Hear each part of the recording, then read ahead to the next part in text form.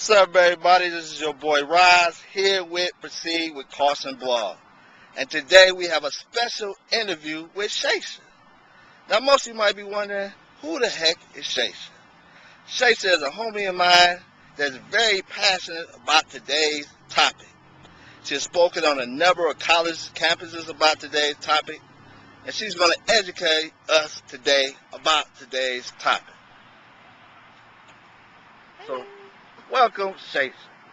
Now, Shaysha, what exactly is racial reconciliation, and what are some common myths that people have about racial reconciliation?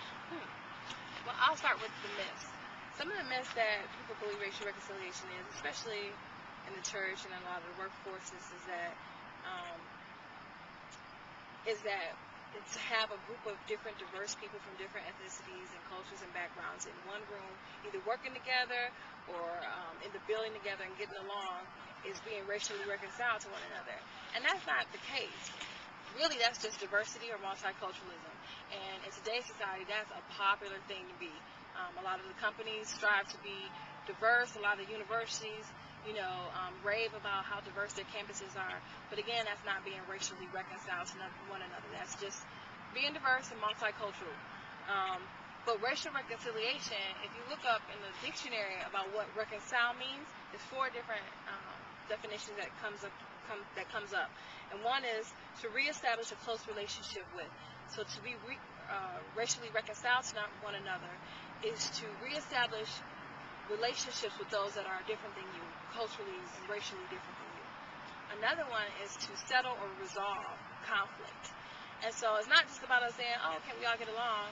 But to be racially reconciled is to bring up those tough issues or belief systems that we've been raised to believe about certain groups that aren't necessarily true, and to deal with that together, not necessarily separately, but together. So to work through the conflict between the different races. Another one is to bring oneself to accept. And so I think for the most part, this is another thing we're somewhat good at this, or at least good at it on a surface level. Everybody wants to accept everything. That's the big thing, is to love everybody. But it goes a little bit beyond that. It's accepting all of our faults as well as our good stuff about a person's culture. So it's not just saying, I want you to be my friend and ignoring that person's culture, but it's really taking the time to learn from that person, learn from their background, learn from their culture, and accepting that as well as sharing your own culture and background with them.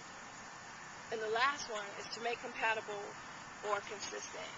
And I really like that one, because I believe, like, as believers, if we're the body of Christ, the body has to be compatible and it has to work together in order to accomplish its goal. And so to be racially reconciled as a body of believers, we need to be working together. We need to be compatible. We need to complement one another, and we need not to be fighting against each other or conflicting with one another.